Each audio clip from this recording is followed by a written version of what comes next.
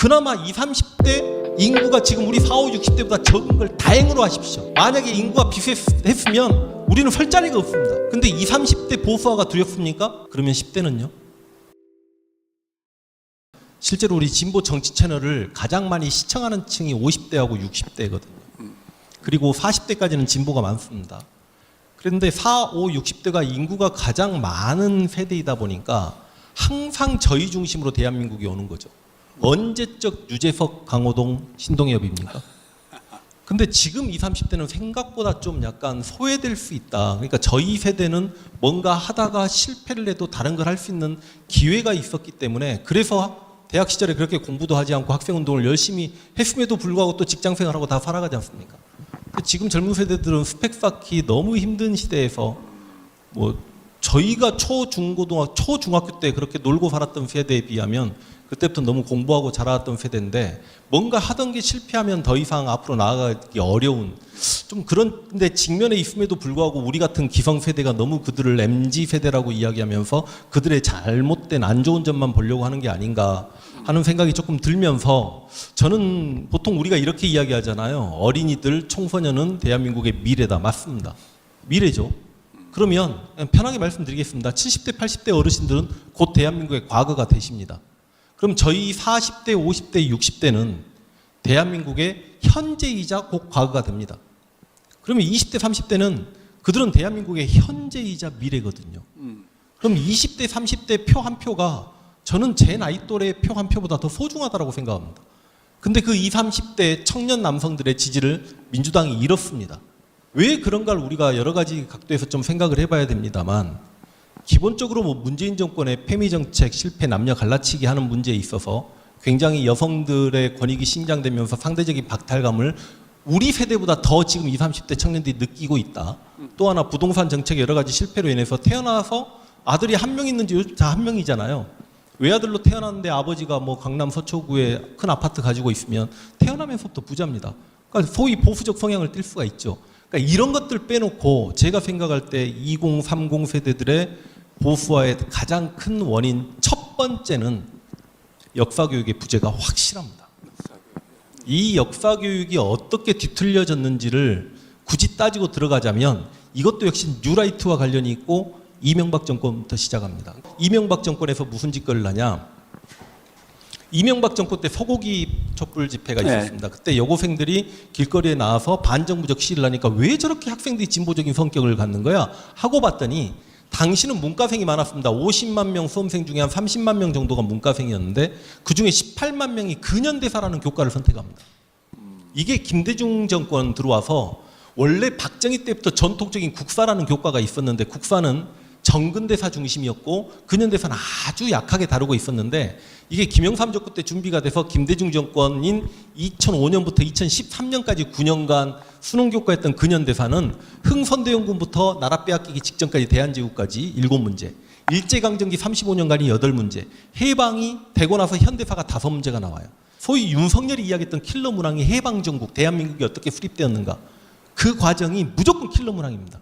그리고 현대사를 공부하는 과정 중에 헌법 개헌을 공부하고 그 과정에 이승만, 박정희가 독재자인 걸 확인하게 되고 4.19, 5.18 유월항쟁이 굉장히 중요하게 다뤄지게 되고 마지막 통일 파트가 무조건 한 문제가 또 출제가 됩니다. 근데 이런 근현대사 교육을 받았던 친구들이 18만 명이었는데 또 다른 선택 과목인 경제나 정치를 선택했을 때 교차 검증이 되죠. 아, 근현대사 선생님이 이렇게 말씀하셨는데 경제 선생님은 또 그게 맞다라고 해주시네라고 하면서 50만 명 수험생 중에 18만 명의 근현대사 수업을 들었던 학생들이 진보적 성향을 가지게 되면서 주변 친구들에게 전파하는 그 영향력이 상당했던 겁니다. 보수와 이명박은 이걸 알았어요. 이걸 우려하기 시작합니다. 그래서 근현대사를 공격하기 시작했던 게 근현대사 교과서 잡장 논란 시비를 걸었죠. 그리고 더군다나 전국에는 8천여 명의 역사 선생님들이 계시거든요. 네. 근데 역사 선생님들은 그래도 역사를 공부해서인지 90% 정도가 소위 진보적 정치 성향을 띱니다. 그래서 이들이 어떻게 머리를 써버렸냐. 이 근현대사라는 과목을 죽여버려야 되겠다. 근데 대놓고 근현대사라는 과목 자체만을 죽여버릴 수 없으니까 서울대 필수여서 상위권 학생만 선택했던 국사와 다수 18만 명의 학생이 선택했던 근현대사를 통합시켜버리자. 이게 한국사입니다. 지금. 이게 이해가 안 되시면 조금 쉬운 과학으로 예시를 들어볼게요. 물리, 화학, 지구과학, 생물이 있어요. 두 과목 선택하라고 합니다. 근데 가장 공부량이 많은 게 물리하고 화학이죠. 화학. 물리하고 화학을 통합해가지고 물화 해버립니다. 물화. 너 물화 선택할래? 생물 선택할래? 지구과학 선택할래? 어떤 미친놈이 물화 선택합니까? 그러다 보니까 18만 명의 근현대사 선택자가 그대로 사라져버립니다. 그래서 이제 한국사가 필수가 됩니다. 그래도 한국사가 필수가 된다라고 박근혜 정권에서 필수 정책을 펴니까 한국사 시장이 굉장히 커지겠네. 그리고 저 같은 경우는 막 어마어마한 계약금도 막 제시받고 막 그랬단 말이죠. 그런데 그 통합 한국사를 필수로 가겠다고 하는데 필수는 필수인데 상대평가를 포기하고 절대평가로 갑니다. 절대평가 여기서부터 실은 작살 나는 거예요. 지금 실은 수학만 비중이 커지고 국어 비중이 커진 이유가 영어가 절대평가됐거든요. 근데 한국사를 절대평가한다고 해놓고 예시문제를 주는데 이렇게 쉽게 출제하겠다고 예시문제를 줍니다. 전봉준, 동학동민운동의 전봉준이 일본 경찰에게 잡혀가는 사진자료 보신 적 있죠? 그 사진자료 딱 주고 나서 이 사람 누구냐? 1번 원효대사, 2번 의상. 머리카락이 있는데 상투가 있는데 이렇게 쉽게 출제해놓고 서울대 같은 경우가 이상하게 서울대가 약간 엑스맨 역할을 해요. 서울대가 50점 만점에 30점 4등급만 맞으면 대학 오는데 지장 없게 하겠다. 그래서 사실상 저는 지금 현재 초등학교 6학년 학생들하고 대한민국 고등학교 3학년 학생들하고 역사 시험을 봐가지고 테스트를 한번 해보자. 과연 누가 더 잘하나. 전 초등학교 6학년에 제 전 재산은 못 걸겠지만 소액의 돈을 극적에 투자하겠습니다. 그 정도로 고등학생들의 한국사 인식 수준이 바닥을 쳐버립니다. 그래서 지금 전국의 8천여 명의 역사 선생님들은 소위 한국사 수업 시간에 과학 공부하거나 수학 공부하라고 하고 자수받는 상황이 돼버렸습니다. 그래서 공교육에서 한국사 시장이 죽어버렸다. 그래서 한국사 교육이 없는 상태에서 성인이 되다 보니까 역사책을 안 읽습니다. 그래서 10년, 20년 전만 하더라도 교보 서점에 가게 되면 가장 주요 매대가 역사 매대가 메인에 있었죠. 지금 어디 있는지도 찾기가 어렵습니다. 이 진보를 위한 역사책이 제가 조금 깨알같이 자랑을 하자면 이 책 나오고 소년이 온다가 교보에서 온라인 오프라인 계속 1등을 했다가 제가 유일하게 전국 1등 도서 죄송하게도 소년이 온다를 2등으로 밀어냈습니다. 근데 제가 알고 있기로 역사책이 전국 도서 1위를 했던 건 제 책이 한 3년 만인가 4년 만인 걸로 알고 있습니다. 그래서 그만큼 역사 시장이 죽어버렸기 때문에 역사 교육의 부재. 또 하나 청년들의 보수화의 가장 큰 문제점은 전 유튜브의 역기능이라고 생각합니다. 제가 민주당 정치인들 만날 때마다 이야기했습니다. 그러나 항상 정치인들은 자기 눈앞에 있는 선거가 더 중요하죠.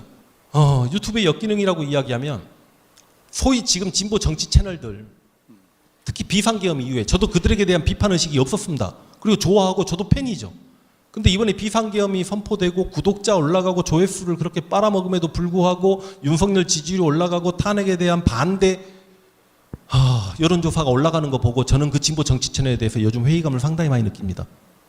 당신들이 우파 코인팔이 하는 사람들하고 뭐가 달라? 우파 코인팔이하고 진보 정치 채널하고 부딪힙니까? 진보 정치 채널은 누구를 위한 정치 채널입니까? 40대, 50대, 60대. 패널들 누가 나오죠? 40대, 50대, 60대. 결과적으로 자신들의 주 시청자층이 있는 곳을 향해서 돈벌이 하는 건 마찬가지입니다. 원점 타격을 해야 될 거 아닙니까? 저들에 의해서 역사가 왜곡되고 뭐 전학일 같은 강사가 거짓말을 하면 뭐가 틀렸다라고 원점 타격을 하고 그 원점 타격했던 걸 보수들이 보고 양쪽에서 보고 우리가 잘못 속을 뻔했구나라고 알아야 되는데 과연 원점 타격을 하냔 말이죠. 저들이 벽이면 벽을 쳐서 안 되면 구멍을 뚫어서 저들이 틀렸으면 알려야 되는데 결과론적으로 소위 진보주의자들 자유행위 시켜주는 것밖에 더 하냔 말이죠. 와, 이건 카메라 녹음되는데 나 너무 지금 충격적인 이야기를 하고 있습니다. 그래서 20대, 30대를 청년들을 위한 유튜브가 있느냐, 채널이 존재하느냐, 그들의 언어로 우리가 이야기를 하느냐, 안 하잖아요. 제 구독자가 100만이 넘었지만 죄송하지만 제 채널 역시 25세 이하가 5%밖에 안 됩니다. 제 역사 강의가 전파되지 않습니다. 그럼 민주당 뭐 하는 거죠? 여기 청년위원회 뭐 하는 거죠? 인재를 키워야 될 거 아닙니까? 저기 구국골통들이 거짓과 맞서는 정정당당한 20, 30대를 위해 20, 30대의 언어를 가지고 싸워내는 진보 채널을 만들어야죠. 그걸 하지 않습니다. 그런 걸 하지 않으면서 지금 20, 30대는 뉴스가 아니라 유튜브에서 모든 정보를 넣는데 왜 저들은 저렇게 변할까? 아무 노력도 하지 않으면서. 그나마 20, 30대 인구가 지금 우리 40, 60대보다 적은 걸 다행으로 하십시오. 만약에 인구가 비슷했으면 우리는 설 자리가 없습니다. 근데 20, 30대 보수화가 두렵습니까? 그러면 10대는요? 그들을 위한 유튜브를 만드냐고요. 그래서 진짜 제가 오늘 쓴소리 한번 하는 거고요. 70대 어르신들이 왜 저러냐고요? 제가 70대 어르신들 유튜브, 보수골통들 유튜브를 이야기해 볼까요? 진보에서 70대 어르신들을 위한 그런 화면 영상들 내보내면서 굵은 자막과 쉬운 언어로 그 어른들을 위한 정치 채널이 존재합니까? 그러면서 왜 저 어른들이 저러냐라고 이야기합니다. 그래서 기본적으로 우리의 잘못들이 상당하다. 그래서 그런 부분이 좀 고쳐져 나갔으면 좋겠다. 2030 청년들이 보호화된 측면에 저는 가장 큰 두 가지 이유가 역사교육의 부재와 유튜브의 역기능이다. 이렇게 말씀드리겠습니다.